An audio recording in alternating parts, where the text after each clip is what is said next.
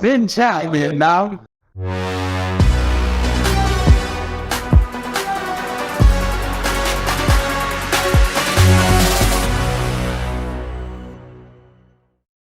Me first introduce about our media outlet. So I am editor-in-chief in Phá Đảo, and here is see my colleagues, our managing editor as well. Yes, I'm Minh Tâm. You can call me Tâm. Just one word.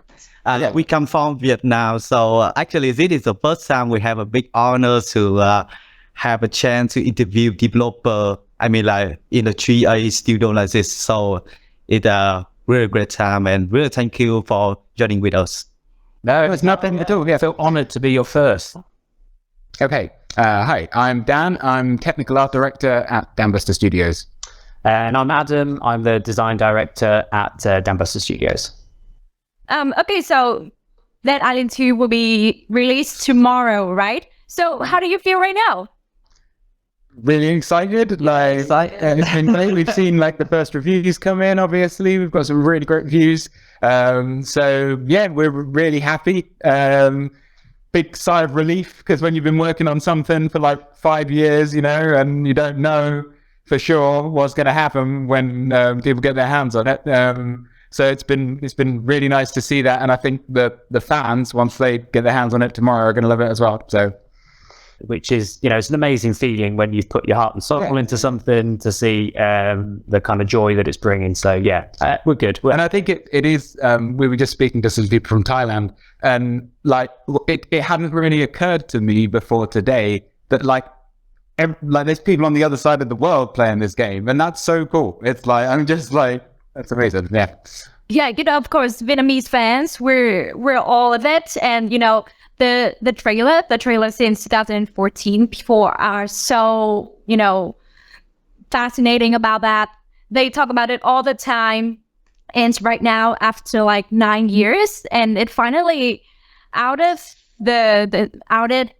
for all the people out there. So we feel interest as well. I reviewed it. So I have played about 10 to 12 hours. But actually, I complete the game quite soon. Okay. And even we feel like the side quest, sometimes it even maybe better than the main quest. I mean, like you can actually really put a lot of time to do the side thing, and it's really great. And I have to say, so actually, I watched your interview. I mean, your team interview with Game Informer. And you guys just said like you did it from the scratch. I mean, Dead Island 2 from the scratch. So I'm just I really wonder like what is the hardest thing in the development process like you guys have to face? Yeah, I'll jump in. I think for me it was about taking on such an iconic IP. With a huge fan base, and you know, we were massive fans of the original Dead Island as well. And so for me, I was always making sure that what we were producing, what we were working on, would stay true to the feel of the original game. And so that, I know there's been a long wait. We've been on the game sort of 4 or 5 years now, so it's quite a regular development cycle for us. But we wanted to make sure when we released it that people would enjoy playing it, would think that it was worth the wait. And so from my perspective, obviously my job is making the game look nice. And so the biggest challenge for me, I think, was doing something that was cross-platform, so cross-generational. So we had Gen 8 consoles to worry about, like Xbox One, PS4, and then obviously PS5 and PC and Series X. And getting it so that it looked good and ran well on all of those platforms was pretty challenging. Like, obviously the gore system was like a massive thing that we did as well, but that was like loads of fun to work on, so that wasn't really hard. The hard bit was like the lighting and the rendering tech to get the game looking good and working across all platforms. Yes, right. I think you guys did very great on the performance, but actually I did encounter a bug. Oh, You guys can watch. It's so hilarious. It really hilarious. You know, where I chose Carla, and she walked through the door, and suddenly she just died. We can send you the video so you can watch it. It's useful to do that if you're on the Discord server or whatever. So send us the video and then we can look into it, because we'll still be fixing bugs obviously for a little while. No game is bug free, but I think it's in a pretty bug. I think it's really well hard because actually you have to work on different console and PC spec, and it turned out the performance is very good. Actually, personally, I said on my Xbox Series again, actually it didn't have any bug leak at all. So now it may be sometime. I mean, like the chance can have a bug leak. Let's move on. And you know, I have mentioned that I have played for 12 hours. Let's say 12 hours. So I can see the way you make this game really take Dead Island 1 as a pillar core. So, but besides that, have you ever considered other design elements for the game? Like, but you didn't put it in the final? Is there anything side? Yeah, Lots. Lots and lots. I think like when you develop a game, you have a ton of ideas, and coming up with the ideas is the easy part. It's trying to filter down and refine that down into which ideas you're going to take through the development cycle, and then only the ones that really add the value to your game end up making it. So when we took on the project, we established 3 core pillars. The first one is zombies at the core. So anything kind of connected to zombies gets a lot of time, gets a lot of attention. Then we have brutal melee combat. So anything around the flesh system, around the melee combat gets a lot of time and attention. And then Paradise Gone to Hell, which in Dead Island 2 is our version of LA. So again, we wanted to make sure LA is as vibrant as possible, both in our world design, in the characters that we cover through. So when we're looking at any feature, we have to align it to one of those pillars. And if it doesn't align to that pillar, or it actually takes away from the pillar, then it doesn't get into the game. So a good example is drivable vehicles, right? That was in Dead Island 1. We haven't done it for Dead Island 2 because it takes away from brutal melee combat. If you're getting in a vehicle and driving across an open world, you're not up close and personal with that zombie. And that's what our game is about. It's about getting some awesome weapons, getting some curveballs, getting stuck into like in your face, visceral melee combat, going 1-to-1 with the zombies, and just really kind of doubling down on that core experience. Yeah, because you're always balancing, you could put in a million things and they'll all be rubbish. You know what I mean? Yeah. So you always have to balance it and go, well, what is the most important thing for this game? And it's obviously fighting zombies. So that's what we focused on, 100%. And a thing that I was like, this has to go in was the melting, being able to melt the zombies, because I was like, I'd never seen melting zombies in a game. So I was like, right, we're going to imagine what the melting will be like in the game. I'm imagining this. Yeah, so melting went in, I think we're pretty pleased with the end result there. So yeah, just like when I use the chemical weapon, smash them and then they melt. Yeah, that's how it goes, right? That's how you get a lot of reaction. So the next question is about the combat system. So basically, I'm kind of really expert on FPS games, so I play a lot of shooter game. And recently, I just go back to Shadow Warrior. It's not exactly a shooter game, but it's more like melee game, but in FPS. So it basically has similar recipes to Death Island as the way we slap the enemy. So I have to say, like honestly, it's been a long time since I have played an FPS game that have smooth melee action that cap level. So Death Island 2 cap quite meet my expectations. So actually, can you guys share more? More about how the way you guys can create a smooth melee action in that cap combat level? Yeah, it's true. Actually, that was definitely one of the hardest things, because melee combat and first person don't immediately go together. Like you have to work to make that work. There's a lot of and obviously cross generation. So we're 30 FPS on Gen 8 consoles and 60 FPS on Gen 9 as well. So it has to run at both those frame rates and kind of feel good. So we for a long time, like even on Gen 9 and PC, because we wanted to make sure that the combat would work. Smoothly on the base console. But that was just while we were developing. We always knew it was going to be 60 on the Gen 9. But yeah, I think a lot of it came down to the zombies themselves and how they kind of engage the player.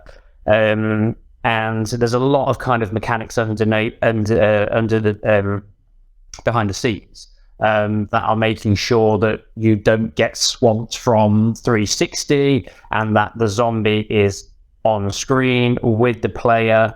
There's a lot of kind of work gone into the feel of the connection with the weapon to the zombie to make sure that every kind of swing counts and you feel that and you get that feedback. Obviously, the slash system plays a massive part in that because you want to make sure that you feel that impact as well, you know, seeing that damage on the zombie. I don't know. I feel like I need 3 hours if I was going to go. It really fascinating, right? To explain about the weapon system or the melee combat is gonna take a long time. But you know, if you can conclude it in some, you know, three words. Or a sentence or 2 sentences, like just cut it short. It has to be brutal. It has to be visceral. You have to feel the connection. You know, each swing has to matter, right? Yeah, and I think what makes the melee combat fun in our game is all the different elements you can bring into it. It's like you kick them away and then you like swing this one and then you like shoot a barrel and then like there's all this, it's like the chaos of everything going on around the place, and it feels when you get into a rhythm, when you get into a flow, it feels quite you know, like a ballet almost. Like a sort of the symphony of combat. There you go. Combat symphony. There you go. I think that's explain why I spent like 2 to 3 hours for one of my Dead Island 2 session. You know, I just sit there and the time just flew. I don't know why, but it's because of your weapon system and the melee combat, and also the flesh system of Dennis as well, right? So I can't take all the credit, by the way. Like, we've got a really good team. Yes, it was me and at least the whole character art team. So there's a lot of people working on it. Like how many people working on the flesh system? Well, I mean, if you count the character art team, obviously they have to build the characters, but they also built all of the internal like model and organs for the zombies and all that stuff, and then also set it up in such a way that we could use it and make it work. Then we had how many people are there on the character art team? I don't know, about 6. 6, something like that. And then we've got the core tech team, which is more like the kind of graphics programmers, and there was like 3 of them working on it, not full time, but like most of the time. And then obviously myself from technical art. And then we had the game code programmers as well, who worked on connecting it all up to the combat. So yeah, it was a lot of people in the end to get it working.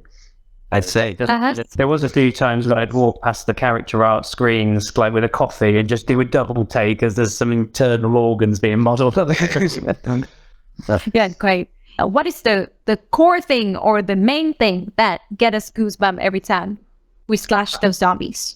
Main thing we did was just make the body kind of anatomically correct, I guess, and then allow each weapon, like we did have different sort of shapes, I guess, for the damage that was done by each weapon, but that was basically it. We sort of said, okay, well, it's a katana or it's a slicing weapon, so therefore you're going to get this like long kind of shape, and then that interacts with all of the rest of the how the character model kind of interprets that basically. And then for a blunt weapon, you're like, oh, okay, well, it's going to be something like, you know, a bit more of a kind of unfocused kind of shape.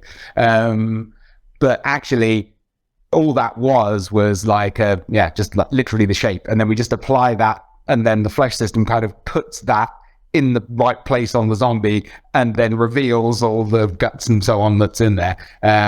So there were there's a few things in there that are like sort of special case, like kind of binary switches, I guess. Like, so sometimes when their eyeball pops out, right, or they're like their jaw hangs off, or like we get the guts to like fall out slightly, things like that. Those are sort of special case things that happen from time to time, but the overall system is literally just, here's the zombie, I want to do some damage here, and that's it. It's like, that's how it works. And then all the rest of it is just, you're just seeing inside the zombie, basically. So the wounds aren't individually modeled at all. I mean, it's kind of real soon to talk about Dead Island 3 and the rise still belong to Deep Silver and Play On. So, but regarding the sequel, do you guys want to do it if the chance has come? If the chance to come, yeah, absolutely. Yeah. Of Dead Island 2, we've announced kind of expansion packs, and that's going to take our attention for a while. Yeah, for a while, right? But I think it's fantastic IP. There's a lot of potential with it, and it's just a really fun project to work on. I've made a lot of games, and hands down, this is the most fun. Absolutely, yeah. I can agree with that wholeheartedly. And I think as well, we essentially started this game from scratch, and we moved on to Unreal Engine at the same time. So we were kind of building everything from scratch there as well. And, I think we've got to a place now where we have a really, really good, solid foundation to kind of take it further, basically. So yeah, I'd very much be interested in doing that. Okay, so 9 years have passed since the teasers 2014, right? So there was a lot of zombie games were released since then. Is there any inspiration to build Dead Island 2? For other zombie games, we looked at movies quite a bit more. Yeah, I think it was because a lot of the zombie games that happened between that trailer and now, they were very heavily influenced by The Walking Dead, I think, and like other, and so they had a very, very dark kind of like serious tone to them, and that really wasn't what we wanted to do. So yeah, and there's not a lot of zombie games either that are melee focused. There's, apart from Dead Island, obviously, are perhaps immediate competitors as well who shall remain nameless. But the key's been really is we wanted to do our own thing. We got this kind of pulpy, irreverent tone. We've got Los Angeles, which is an absolutely fantastic backdrop, isn't it, to kind of build the game around. And for us, it's not looking about what the competitors are doing. It's about seeing how we can stand out in a saturated market. And I think, if you're looking online and you see an image or a video of Dead Island, it's obviously Dead Island. Yeah, like so you can see it and go, that is really iconic. It's LA, it's pulpy, it's gory. There's all those kind of things which are associated with the IP, and that was really it. It's standing in a saturated market. Yeah. Thank you. Thank you so much. It's an honor for us to having you here. Yes. This is the first time we have a chance to have an interview with developer at a big scale like this. So we hope we can have more time to chat in the future. Definitely. Dead Island 2 is very great. And thank you so much for joining with us. Awesome. Thank you. Nice to meet you. Thank you. Yeah. Thank you. Bye, Dead Island. Let's watch Dead Island 2 on Phá Đảo.